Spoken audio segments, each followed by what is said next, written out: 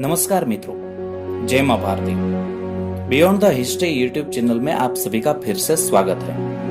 29 जून 1976 यानी कि तीसरे दिन इजराइल के प्रधानमंत्री के कार्यालय में यह बताया गया कि बेंगाजी हवाई अड्डे पर उतारी गई महिला एक अन्य उड़ान से लंदन पहुंची है। इसलिए मोसाद के एजेंटों ने तुरंत उसे ट्रैक किया और अधिक से अधिक विवरण प्राप्त करने की कोशिश की। तीसरे दिन की समाप्ति से ठीक पहले इजराइल के प्रधानमंत्री को अपहर्ताओं की ओर से एक और धमकी भरा संदेश मिला। इजराइल के स्थानीय समय के अनुसार 1 जुलाई 1976 के दोपहर के 2 बजे तक इजराइल सहित विभिन्न देशों में कैद उनके 53 साथियों को रिहा कर दिया जाए और उन्हें $5 मिलियन अमेरिकी डॉलर भी दिया जाए, अन्यथा वे बिना प्रतीक्षा किए ही यात्रियों सहित पूरे विमान पर बम गिरा देंगे। वहां बहुत परेशानी हुई। अपहर्ताओं को मनाने के लिए मिस्र के राष्ट्रपति के साथ भी बातचीत की गई। अनुनय इसलिए आया क्योंकि इजराइल ने सोचा था कि ईदी अमीन अपहर्ताओं को बाहर निकाल देगा, लेकिन वह और उनकी सेना दोनों ही अपहर्ताओं को साथ दे बैठे थे। सेना भी अपहर्ताओं का समर्थन कर उनका रक्षण कर रही थी।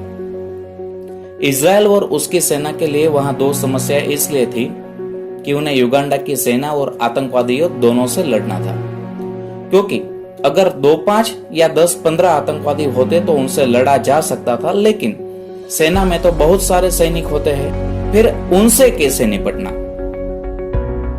कई राजनीतिक पैंतरेबाजी करने के बाद कोई हल नहीं निकला, इसलिए आखिरकार प्रधानमंत्री रबीन साहब इस समस्या से निपटने के लिए एक मंत्रालय समिति बनाते हैं।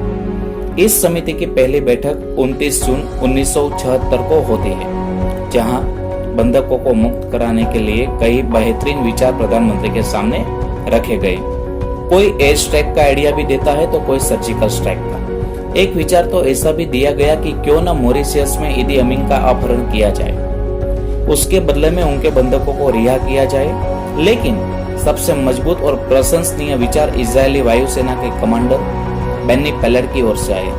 उनका कहना था कि वह अपने एलिट ट्रूप की मदद से युगांडा पर हवाई हमला क्यों नहीं कर सकते, युगांडा को जीतकर उनके बंधकों को मुक्त करा ले। लेकिन वह काम करने के लिए उसने बड़े 4 हरक्यूलस हवाई जहाजों का इस्तेमाल करने की भी सलाह दी। रक्षा मंत्री सिमोन पेरेस को छोड़कर बैठक में सभी ने सोचा कि बेन्नी की योजना पागल जैसी थी। पेरेज के अनुसार योजना परिपूर्ण भी थी और यथार्थवादी भी। युगांडा पर कब्जा करना इजराइल के लिए कोई बड़ी बात नहीं थी। प्रधानमंत्री सहित सभी ने दिमाग में से यह विचार निकाल दिया। इजराइल भी जानता था कि वहां से 4200 किलोमीटर दूर युगांडा में विमानों को ले जाना कोई खाने का खेल नहीं था। चौथा दिन यानी कि 30 जून 1976 का दिन वो अपहर्ताओं के कार्यकाल का आखिरी दिन था। जबकि युगांडा और इजराइल के संबंध बहुत अच्छे थे, तभी ईदी अमीन ने युगांडा में इजरायली इंजीनियरों को बहुत काम दिया था। कई सैन्य अधिकारी ईदी के संपर्क में आए थे और उनसे दोस्ती भी की थी, इसलिए यह स्वाभाविक था कि वे युगांडा के बारे में बहुत कुछ जानते थे। लेकिन ईदी अमीन के साथ इजराइल के कर्नल बोरका बालएव का सबसे अधिक लेन देन था। सिमोन पेरेस को उसके बारे में पता चला तो पेरेस ने तुरंत उसे बुलाया और ईदी से बात करने के लिए कहा। दोस्ती के चलते फोन पर मीठी मीठी बात करके ईदी से कुछ जानकारी मिली। एंटेबी में यात्री भी असमंजस में थे। इस तरफ इन आतंकियों ने बहुत बड़ी गलती कर दी कि आतंकवादियों ने यहूदी बंधकों को बाकी बंधकों से अलग कर दिया। जो बंधक यहूदी नहीं थे उसे रिहा कर दिया गया। तृतीय विश्व युद्ध में नाजियों ने यहूदियों के साथ ऐसा ही किया था, जिसे यहूदियों के इतिहास का सबसे दुखद अध्याय कहा जाता है।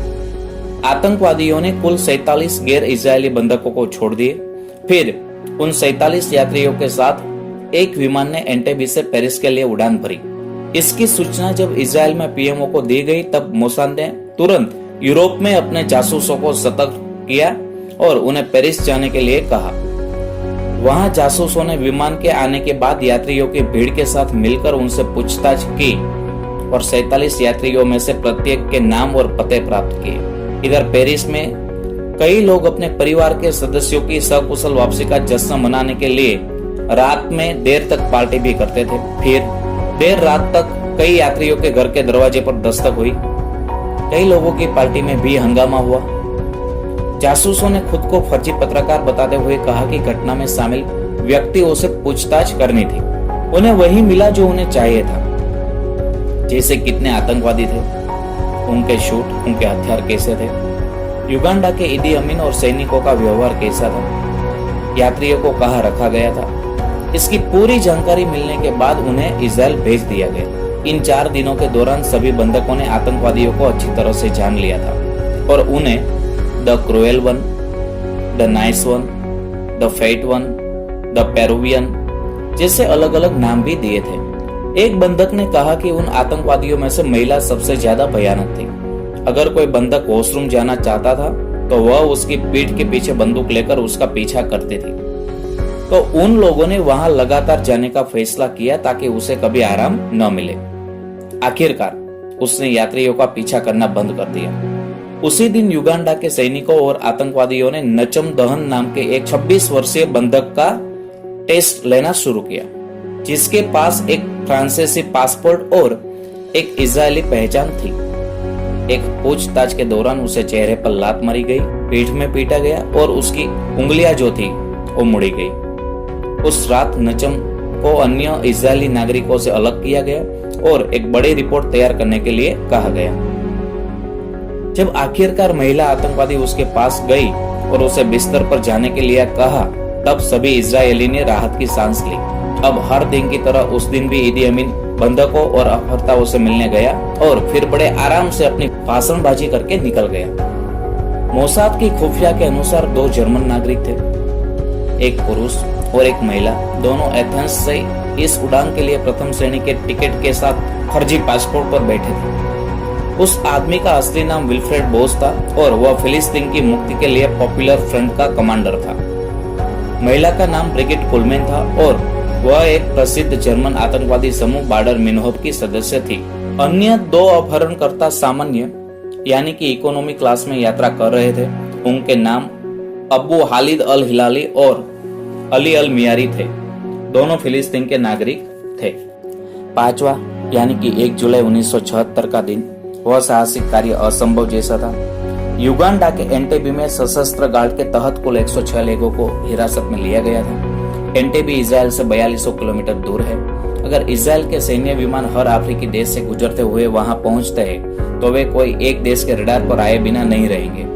उस देश के रडार संचालक ऐसा मान ले कि इजरायली विमान अपने देश से इतनी दूर तक नहीं गए होंगे, लेकिन अगर पायलट के बीच के संदेश सुना जाए तो निजी मिशन खुला हो जाता और सभी खेल खत्म हो जाता। संक्षिप्त में यह हर तरह से कठिन था। हालांकि यह निर्णय लिया गया कि खून का बदला खून से। युगांडा में यह एक सामान्य सुबह थी। सुबह होते ही दहन से पूछताछ शुरू हो गई। उस दिन दहन से 11 पन्नों की रिपोर्ट भी लिखवाई गई। उसे जमीन पर ले जाके धमकी भी दी गई। इसके बाद उन्हें ऊपर जाने दिया। इजरायली सैनिकों को पता नहीं था कि कमांडो हमले के लिए स्थान कैसा होगा, लेकिन तभी एक अधिकारी को याद आया कि टर्मिनल एक निजी इजरायली कंपनी द्वारा बनाया गया था। बात होते ही तुरंत जासूस कंपनी से टर्मिनल का एक आरेख लेकर आए, जिसमें एक खाका भी शामिल था और अन्य जासूस पूर्व अफ्रीका की यात्रा करने का नाटक करते हुए सभी एयरलाइनों की समय सारणी भी ले आए। विशेष रूप से एंटेबी हवाई अड्डे पर ध्यान रखते हुए कि कौन सा हवाई जहाज रात को कब उतरता था और कब उड़ान भरता था। ऐसी तमाम तैयारियों के बीच प्रधानमंत्री ने सुबह ठीक 9 बजे सभी सरदारों को बुलाया और कहा कि उनके हमवतन लोगों को छुड़वाने के लिए एंटेबी पर कमांडो हमले की योजना है। बिना ज्यादा समय गवाए विचार विमर्श करने के बाद सभी मान गए। दोपहर के 12:30 बजे थे। तब परेशानी का कोई अंत नहीं था, क्योंकि समय खत्म होने में सिर्फ 1.5 घंटा बाकी था। इधर इस तरफ इजराइल समय के साथ कदम मिलाकर घंटे, मिनट और सेकंड्स की पूरी गिनती कर रहा था। नाटक करने में माहिर कर्नल साहब अनजान बनकर ईदी से समय बढ़ाने की कोशिश करते रहे। ईदी के मूड में आ जाने के बाद कुछ ही समय बाद कर्नल ने कहा कि इजराइल की सरकार उनसे डरी हुई है, समझौता कर लेंगी। यह आश्चर्य की बात है कि उनको अभी तक सूचित नहीं किया गया। जैसे ही यह फैसला हुआ कि इजराइल ने फ्रांस सरकार की ओर से एक संदेश भिजवाया कि वह समझौता करने के लिए तैयार थे, लेकिन उन्हें कुछ समय दिया जाए। वह सुनते ही ईदी ने कर्नल को दोपहर के 2 बजे रेडियो पर विज्ञापन सुनने को कहा। वही ईदी ने अपहर्ताओं के साथ मिलकर 4 जुलाई 1976 के दोपहर के 2 बजे तक की अवधि बढ़ा दी, यानी कि और 3 दिन। उस दिन भी ईदी अमीन सेना की वर्दी में अपने बेटे के साथ बंधकों और अपहर्ताओं से मिलने गया। उन्होंने यह भी घोषणा की कि इजरायली सरकार बातचीत के लिए तैयार है, इसलिए समय सीमा 3 दिनों के लिए बढ़ा दी गई है। सुनकर यात्रियों को भी राहत मिली। इसी बीच एक अन्य विमान ने शेष बचे 100 गैर इजरायली यात्रियों के साथ पेरिस के लिए उड़ान भरी। कुल 94 इजरायली यात्री और चालक दल के 12 सदस्य अब पुराने टर्मिनल पर ठहरे हुए थे। अब मोसाद और सेना से कहा गया कि वह उन इजरायली भाइयों को बचाने की रणनीति बनाए। वही अद्वितीय, असामान्य और अकल्पनीय साहसिक कार्य यानी ऑपरेशन थंडरबोल्ट। वह रहस्यमय मिशन के लिए प्रारंभिक तैयारी शुरू हो चुकी थी। इजरायली सरकार ने युगांडा में हवाई अड्डे पर हमला करने का फैसला कर लिया था। वह मिशन का नेतृत्व 2 शानदार अधिकारियों, एक डान शोमरोन और दूसरा सियरेट मटकल के अधिकारी योनाथन नेतन्याहू को सौंपा गया था। वे यह भी जानते थे कि उन्हें 1 घंटे में ही ऑपरेशन पूरा करना होगा। अगर वे 1 घंटे में सफल नहीं होते तो युगांडा की सेना को पता चल जाएगा। उन्होंने सभी बारीक विवरणों और पूरे सेकंड के साथ गणना की कि युगांडा की सेना को सशस्त्र हवाई अड्डे पर पहुंचने में 1 घंटा तो लगेगा ही। इसीलिए उन लोगों के पास सिर्फ 1 ही घंटा था। इसका मतलब यह भी था कि अगर उन लोगों को 1 घंटे से अधिक समय लगता है तो इजरायली सैनिक मारे जाते या बंदी बना लिए जाते और स्थिति और खराब हो जाती, क्योंकि तब तो पूरा युगांडा ही युद्ध में शामिल हो जाता। सबसे महत्वपूर्ण बात यह थी कि बंधकों को सुरक्षित बाहर निकालना था, और यदि वह 4200 किलोमीटर दूर जाते हैं तो उसको विमान में ईंधन भरने के लिए किसी एक देश में तो उतरना ही होगा।